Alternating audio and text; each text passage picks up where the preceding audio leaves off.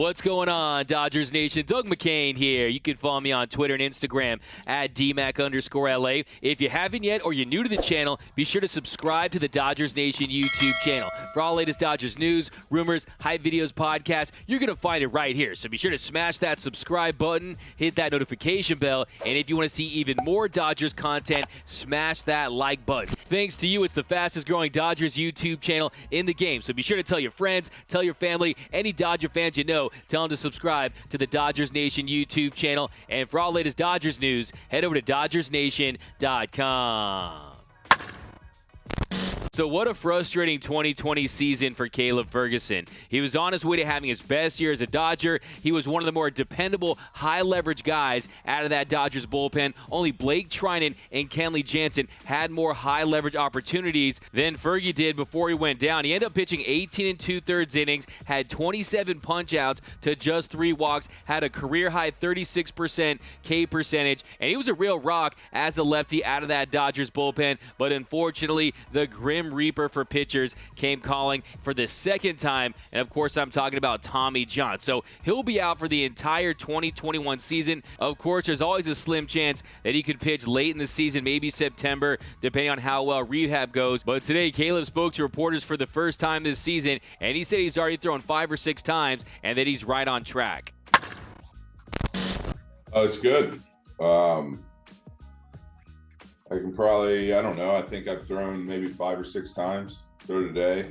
We're out to like 60 feet for like 15 or 20 throws, but slow build up, but the arm, the elbow, everything feels great. So the process has been pretty smooth. I think we're right on track with right where we want to be. So just kind of going day by day, but everything feels good.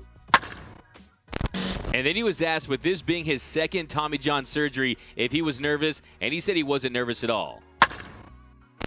You know, I wasn't really nervous or worried because there's been plenty of guys that have too. I mean, I was obviously bummed out that I was going to miss the rest of the year. I mean, I think we had like 6 games left or something like that, 5 games, whatever it was, and not being able to finish out the season, and obviously having to watch the team win the World Series sucked. But you know, I don't think I was ever worried or anything. I think it was more frustrated that it had happened because I was very open with the training staff about everything, and you know, they did everything they could do on their end. I did everything I could do on mine, and it's just one of those things where it just kind of happened.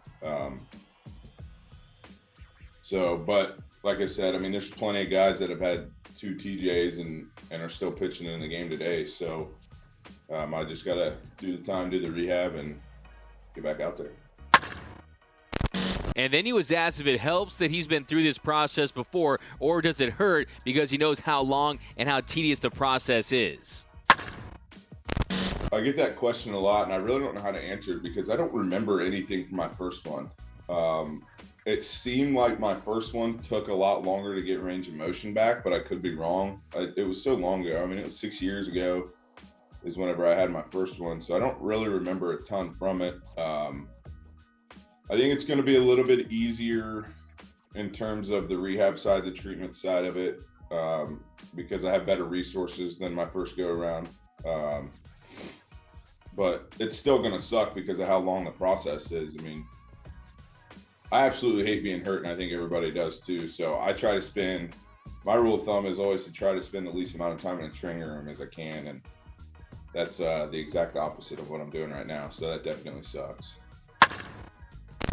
And then he was asked about his 2020 season, him becoming a more valuable part of this Dodger bullpen, if that made it even more frustrating. And he said it definitely did. He said it was the most frustrating part of it all, and that he had been working with the trainers. He had gone through multiple Tommy John tests, not only with the Dodgers, but also with the Padres training staff. So that had to have been very frustrating for Caleb Ferguson, and he talked about it. For sure. That's probably, you know, I kind of touched on it a little bit earlier, but that's probably the most frustrating part. Is I was very open, you know, with our training staff, with the coaches. When I needed a day, I told them I needed a day. I was very open with everybody through the whole process. And the training staff did everything they could do on their end. I did everything on mine, the coaches. I mean, it's really nobody's fault. You know, I think it was just kind of a weird thing. I mean, they had given me multiple tests, done multiple things, and I passed everything. So nobody ever, I mean, even myself, I never thought that it would have ended up in TJ because my forearm was never sore. I had a little bit of joint stuff going on, and that's what we were always treating, and they were always giving me these Tommy John tests, and I passed every single one of them. And even in San Diego with their team doctor, I passed their team doctor's test too. So I don't know, whatever. It is what it is, but we're here now. So you really have to feel for Caleb Ferguson, but he's still just 24 years old. I think he can regain that velocity. UCL reconstruction isn't the death knell it once was. Like you talked about, you've had tons of examples of guys who've had multiple Tommy John surgeries with Daniel Hudson. How about Nathan Eovaldi? He was able to pitch well after his second Tommy John. So it's been done to pass. And I think Caleb Ferguson's a guy that's going to come back strong. He's going to put in the work, and we saw what he was capable of in 2020. You saw how effective he was against the Houston Astros.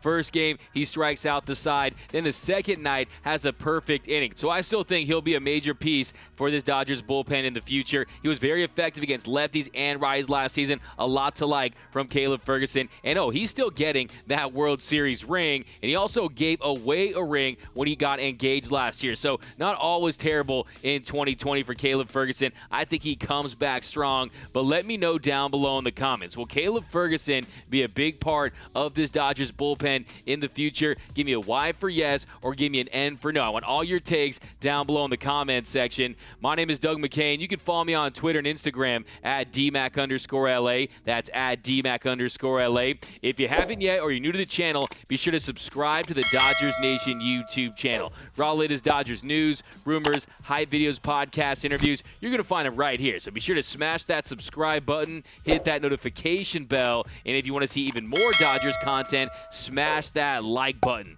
For all the latest Dodgers Nation merch, head over to gearup.la. Today I'm rocking my Mookie Betts LFG shirt, one of my favorites. So go get merched up, get some Dodgers Nation drip before this season starts over at gearup.la. For all the latest Dodgers news, head over to DodgersNation.com. And until next time, think blue, bleed blue, and I'm out.